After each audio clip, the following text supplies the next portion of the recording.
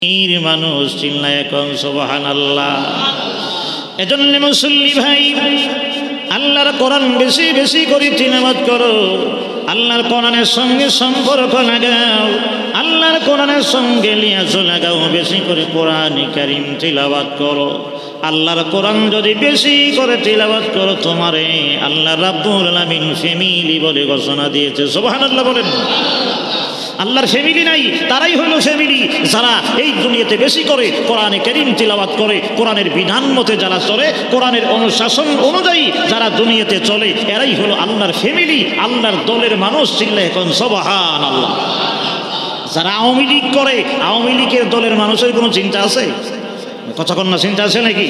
যারা বিএনপি করে, বিএনপি যখন ক্ষমতায় থাকে এরার দল, এরার কোনো চিন্তা নাই, আমার দল ক্ষমতায়, আমার কোনো চিন্তা নাই। আল্লাহ তাআলা বলেছেন, আহলুল কোরআনি হুম আহলুল ওয়া নাস্তাগফিরুহু ওয়া নাউযু বিল্লাহি মিন শুরুরি আনফুসিনা ওয়া মিন সাইয়্যাতি আ'মালিনা মান ইয়াহদিহিল্লাহু ফালা মুদিল্লা লাহু ওয়া মান ইউদ্লিলহু ফালা হাদিয়া লাহু ونشهد أن لا إله إلا الله وحده لا شريك له ونشهد أن سيدنا وسندنا وحبيبنا ومولانا محمدا عبده ورسوله الذي أرسله بالحق بشيرا ونذيرا وداعيا إلى الله بإذنه وسراجا منيرا. أما بعد فقد قال الله تعالى في كلامه المجيد وفي فرقانه الحميد: أعوذ بالله من الشيطان الرجيم. بسم الله الرحمن الرحيم. ألف لام ميم. الله لا إله إلا هو الحي القيوم. نزل عليك الكتاب بالحق مصدقا لما بين يديه وأنزل التوراة والإنجيل من قبل هدى للناس وأنزل الفرقان. إن الذين كفروا بآيات الله لهم عذاب شديد والله عزيز انتقام. إن الله لا يخفى عليه شيء في الأرض ولا في السماء. هو الذي يصوركم في الأرحام كيف يشاء. لا إله إلا هو العزيز الحكيم. صدق الله العظيم. সবাই দরুদ শরীফ পড়েন। আল্লাহুম্মা সাল্লি আলা মুহাম্মাদিন ওয়া আলা আলি মুহাম্মাদ কামা সাল্লাইতা আলা ইব্রাহিম ওয়া আলা আলি ইব্রাহিম ইন্নাকা হামিদুম মাজিদ। আল্লাহুম্মা বারিক আলা মুহাম্মাদিন ওয়া আলা আলি মুহাম্মাদ كما باركت على إبراهيم وعلى آل إبراهيم إنك حميد مجيد. اللهم صل وسلم وبارك عليه. محترم সম্মানিত মুসল্লিয়ান কিরাম, রব্বে কারীমের দরবারে লাখো কোটি শুকর ও সুজুদ।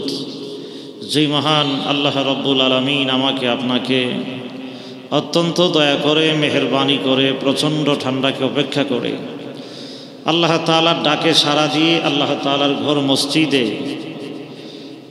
আজকে জুমার দিনে আসার তৌফিক দান করেছেন, এজন্য সবাই বলি আলহামদুলিল্লাহ। আরেকটু মহব্বতের আওয়াজ দেন, বলেন আলহামদুলিল্লাহ। আজ আমাদের ধারাবাহিক তাফসীর সূরা আলে ইমরান। গত জুমায় বিসমিল্লাহির রহমানির রহিমের আলোচনা শুনেছি। আজকে আমরা সূরা আলে ইমরানের তাফসীর ধারাবাহিকভাবে করব এবং শুনব। আল্লাহ আমাকে ইখলাসের সহিত আপনাদেরকে আমলের নিয়তে শোনার তৌফিক দান করুক, বলুন আমিন। এই সূরার নাম হইল সূরা আলে ইমরান। কোরআনে কারীমের ৩য় নম্বর সূরা হইল সূরা আলে ইমরান। প্রথম নম্বর সূরা হইল সূরাতুল ফাতিহা, দ্বিতীয় নম্বর হইল সূরা আল বাকারা, তৃতীয় নম্বর সূরা হইল সূরা আলে ইমরান।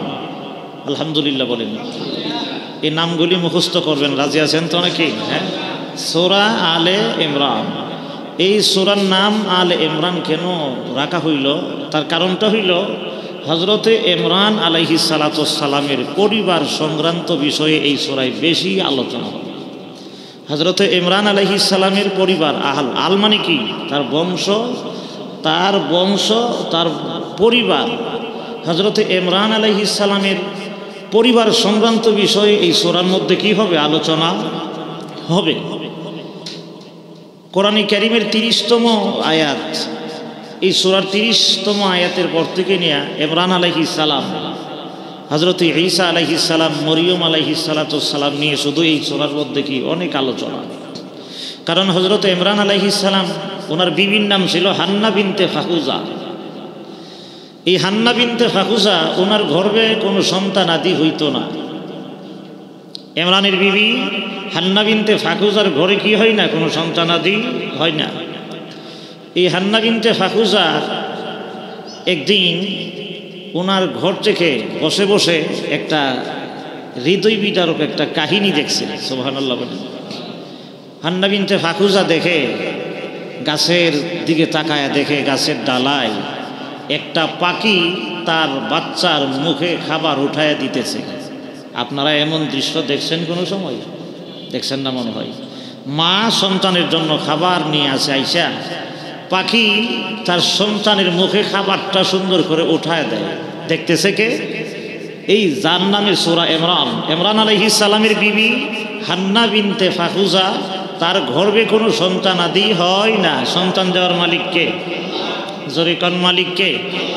হান্না বিনতে ফাকুজা দেখে একটা পাখি, সে তার মা হিসাবে সন্তানের মুখে খাবার উঠায় দিতেছে। সুবহানাল্লাহ, জোরে কোন। এমন সময় হান্না বিনতে ফাকুজা ঘরের ভেতর থেকে দেখে সুন্দর একটা পাখি তার সন্তানের মুখে খাবার উঠায় দিতেছে। সুবহানাল্লাহ বলেন। ইমরানের স্ত্রী হান্না বিনতে ফাকুজার সন্তানাদি নাই, আল্লাহ কোনো সন্তানাদি দেয় নাই। এমন সময় হান্না বিনতে ফাকুজা গাছের ডালাই তাকায় দেখে একটা পাখি মুখে খাবার নিয়ে সন্তানের মুখে যখন খাবার উঠায় দিতেছে। মা সন্তানের মুখে যখন খাবার উঠায় দেয়, মায়ের বড় ভালো লাগে, বড় আনন্দ লাগে। কথা কোনটি কিনা? যেই মহিলার সন্তান নেই, সেই মহিলা অন্য মেয়েরা যখন সন্তানকে আদর করে, সোহাগ করে, মায়া করে, মহব্বত করে, ভালোবাসে, তখন কিন্তু তার কাছে অনেক ভালো লাগে, মজা লাগে, মনে মনে আকাঙ্ক্ষা করে, আল্লাহ তুমি যদি আমার একটা সন্তান দিতা, আল্লাহ আমার সন্তান রে আমি আদর করতাম, বড় সোহাগ দিতাম। সুবহানাল্লাহ, জোরে কান। ইমরানের স্ত্রী হান্না বিনতে ফাকুজা ঘরের ভেতর থেকে গাছের ডালাই তাকায় দেখে পাখি, মা পাখি সন্তানের মুখে খাবার উঠায় দেয়। উনি মা হওয়ার জন্য মনে বড় একটা আবেগ তৈরি হয়ে গেছে। সুবহানাল্লাহ, জোরে কান। আল্লাহ আমার সন্তান নাই, আল্লাহ আমার কোনো ছেলেও নাই, আমার কোনো মেয়েও নাই। আল্লাহ এই যে গাছের পাখি মা হইয়া সন্তানের মুখে খাবার উঠায় দিতেছে, আল্লাহ আমার বড় মায়া লাগতেছে। সুবহানাল্লাহ বলেন। হে মালিক, আল্লাহ তোমার কাছে কোনো কিছুর অভাব নাই। আল্লাহ আমি হান্না বিনতে ফাকুজা তোমার দরবারে ফরিয়াদ জানাই, মেহেরবানি করে তুমি আমাকেও মা বানাও। আল্লাহ তুমিও আমার একটা সন্তানের মালিক বানাও। সুবহানাল্লাহ, জোরে বলেন। আল্লাহ তুমি যদি আমার সন্তানের মালিক বানাও, আমার যদি মা বানাও, ওয়াদা করেছি ইন্নী নাজারতু, আল্লাহ আমি নজর মানলাম, মান্নত মেনেছি, আমার সন্তানটারে বাইতুল মুকাদ্দাসের খাদেম বানায় দিব। সুবহানাল্লাহ বলেন, যদি কন্যা সুবহানাল্লাহ। হান্না বিনতে ফাকুজা ইমরানের স্ত্রী, সন্তানাদি হয় না একেবারেই। একটা পাখি মা বাচ্চার মুখে খাবার উঠাই দিতেছে দেখা তার মনে আগ্রহ তো রয়েছে। সুবহানাল্লাহ, জোরে কন্যা। আমিও যদি মা হইতাম তাহলে আমার সন্তানের মুখে খাবার আমি উঠাইয়া দিতাম। হান্না বিনতে ফাকুজা যারে টার্গেট করে আল্লাহ তাআলা সূরার নাম রাখছেন আলী ইমরান, ইমরানের স্ত্রী হান্না বিনতে ফাকুজা সন্তানাদি হয় না, আল্লাহর কাছে চাইছে। কার কাছে চাইছে? আওয়াজ করে বলেন, কার কাছে? সন্তান দেওয়ার মালিক কে? নাকি দুনিয়ার কোনো ক্ষমতাসীন মানুষ সন্তান দিতে পারে? না, কেউ দিতে পারে না। এই কোরআনের তাফসীর থেকে আকীদা মজবুত করবেন। সন্তান দেওয়ার মালিক একমাত্র কে? আর জোরে বলেন, কে? আল্লাহ ছাড়া কারোর কাছে চাইবে না। রাজি আছেন তো নাকি? ইমরানের স্ত্রী হান্না বিনতে ফাকুজা আল্লাহ রাব্বুল আলামিনের কাছে ফরিয়াদ জানাইছে, আল্লাহ তুমি আমার ইচ্ছা করলে তো একটা সন্তান দিতে পারো। পাখিরে যদি সন্তান দিতে পারো, আমারে তো দিতে পারো। দেওয়ার ক্ষমতা আল্লাহর আছে। মা হিসাবে দেখেন কত চমৎকার মা। চিল্লা এখন সুবহানাল্লাহ। মা চিন্তা করছে যে আমি সন্তান চাইছি আল্লাহর কাছে, আর আল্লাহরে জানাই দিছি আল্লাহ ইন্নী নাযারতু। এই আলোচনা আসবে আপনাদেরকে ধারাবাহিক আয়াত পইরা আমি আলোচনা শোনাবো ইনশাআল্লাহ। যেহেতু সূরাটা নিয়ে কিছু কথা বলতে হয়, এই জন্য শোনাইতেছি আগে। 30তম আয়াত থেকে এই আলোচনা শুরু হবে, আপনারা শুনবেন। আলহামদুলিল্লাহ বলেন। হান্না বিনতে ফাকুজা বলে, আল্লাহ তুমি যদি আমার একটা সন্তানের মালিক বানাও, আমার সন্তানটারে আমরা তো চাইলে ওইটা নিয়ত করি যে পুলিশ বানাইলাম, নাইলে আমি একটা ইঞ্জিনিয়ার বানাবো, বরিশাল বড় একজন ডাক্তার বানাবো। কথা কোন ঠিক না?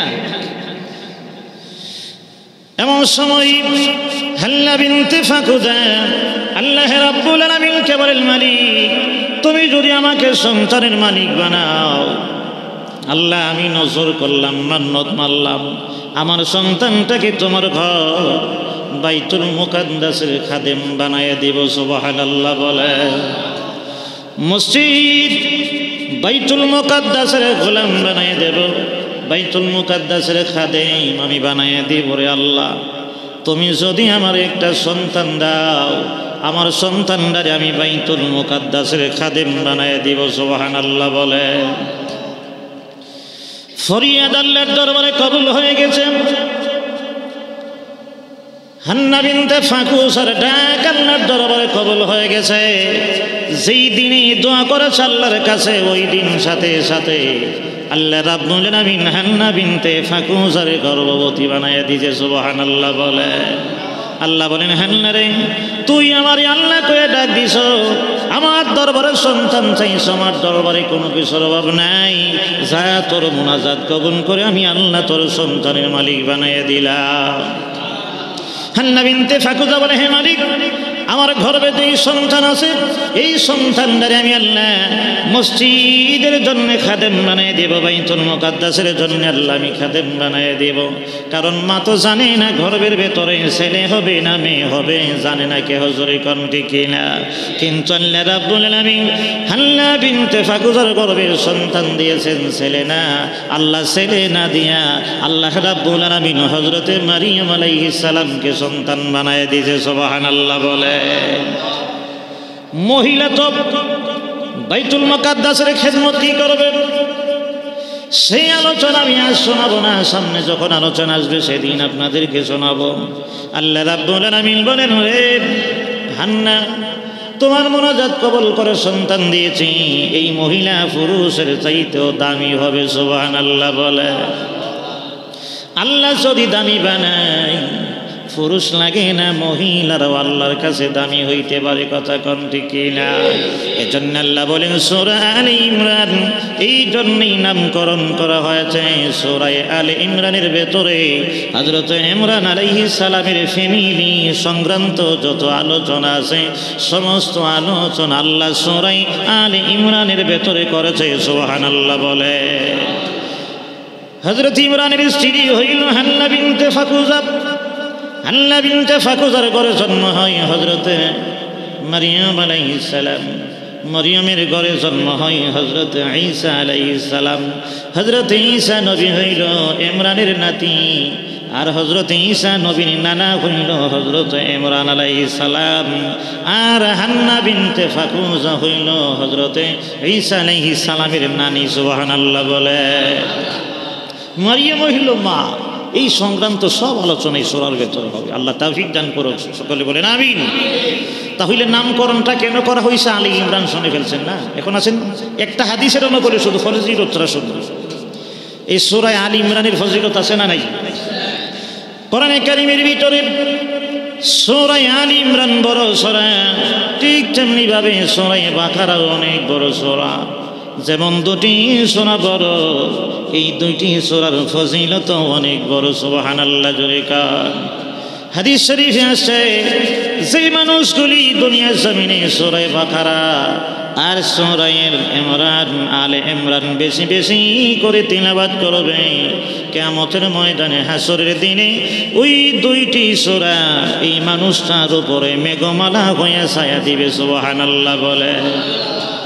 শুধু মেঘমালা নয়, আল্লাহর নবী রাহমাতুল লিল আলামিন বলেছেন যারা নাকি দুনিয়াতে সূরা আলে ইমরান সূরা বাকারা তেলাওয়াত করবে বেশি বেশি, এক ঝাঁক পাখির নেই, পাখিগুলি ডানা মেলায়া মেলায়া হাসরের ময়দানে তার ডান দিকে বাম দিকে ছায়া দিতে দিতে তাকে সামনের দিকে আগায়া নিয়ে যাবে। এ আমার মুসল্লি ভাই, মুসিবতের দিনে আল্লাহর আরশে আসিমের ছায়া বিনে কোনো ছায়া নাই। প্রচণ্ড রৌদ্রের তাপমাত্রায় মানুষ ঘেমে যাবে। মানুষ কেহ হাঁটু পর্যন্ত, কেহ কোমর পর্যন্ত, কেউ গলা পর্যন্ত গাইমায়মন হয়ে যাবে। এই দুনিয়াতে যদি কেহ সূরা বাকারা সূরা আলে ইমরান বেশি করে তেলাওয়াত করে, হাসরের ময়দানে তোমার মাথায় রৌদ্র লাগবে না, এই দুইটি সূরা তোমার মাথায় ছায়া দিবে। সুবহানাল্লাহ বলে। রাসূল বলেন উম্মতরা শুনে নাও, যদি কেহ এই সূরা আলে ইমরান যদি বেশি বেশি যদি তিলাওয়াত করে, কিয়ামতের ময়দানে সূরা বাকারা আর সূরা আলে ইমরান আল্লাহর সামনে দাঁড়ায়া তোমার পক্ষে সুপারিশ করবে। সুবহানাল্লাহ বলে। ঝগড়া লেগে যাবে দুটি সূরা কিয়ামতের মাঠে। আল্লাহর সামনে ঝগড়া শুরু করবে যে আল্লাহ, এই পাঠক যে আমাকে পাঠ করেছে, যে আমাকে তিলাওয়াত করেছে, তাকে অবশ্যই নিশ্চয়ই তাকে জান্নাতের ভেতরে দিতে হবে। চিল্লায় এখন সুবহানাল্লাহ। এজন্য বেশি বেশি করে যারা এই সূরা বাকারা আর সূরা আলে ইমরান যারা তিলাওয়াত করে পাঠ করে, এই সূরা হাসরের ময়দানে তার জন্য ছায়া হবে, তার জন্য নূর হবে, এটা আহাল হবে, সুপারিশ করবে কিয়ামতের ময়দানে। সুবহানাল্লাহ শরীফা। এজন্য যারা বেশি বেশি কোরআন শরীফ তিলাওয়াত করে, কোরআনে কারীম যারা তিলাওয়াত করে, অবশ্যই সূরা বাকারাও আসবে, সূরা আলে ইমরানও আসবে। কিন্তু আমরা দুঃখজনক হলো সত্য, শুধু রমজান মাসেই তিলাওয়াত করি, রমজান চলে গেলে কোরআনের সঙ্গে আর সম্পর্ক জোরে কোন আছে? রাসূল বলেন কোরআনের সঙ্গে যাদের নাকি বেশি বেশি সম্পর্ক হবে, কোরআনের সঙ্গে যাদের বেশি লিয়াজ হবে, কোরআনের সঙ্গে যাদের তেলাওয়াত বেশি বেশি হবে, কিয়ামতের ময়দানে মুসিবতের দিন আল্লাহর কোরআন তোমার সামনে গিয়ে দাঁড়াইয়া সুপারিশ করবে। চিল্লায় এখন সুবহানাল্লাহ। আহলুল কোরআনে হুম আহলুল্লাহ। সুবহানাল্লাহ। আল্লাহর কোনো আহল আছে? আল্লাহর কোনো পরিবার নাই। লাম ইয়ালিদ ওয়া লাম ইউলাদ ওয়া লাম ইয়াকুল লাহু কুফুয়ান আহাদ। আল্লাহর কোনো সন্তানাদি নাই, আল্লাহ কেউ জন্ম দেয় না, আল্লাহ কারো কাছ থেকে জন্ম নেয় না, তিনি হলো আল্লাহ। সুবহানাল্লাহ বলেন। আল্লাহ বলেন আমার আহল নাই, আমার ফ্যামিলি নাই। কিন্তু রাসূল বলেন দুনিয়াতে আল্লাহর ফ্যামিলি আছে, একদল মানুষ আল্লাহর ফ্যামিলি কারে বলা হয়? যারা একেবারে একান্নভুক্ত, যার একেবারে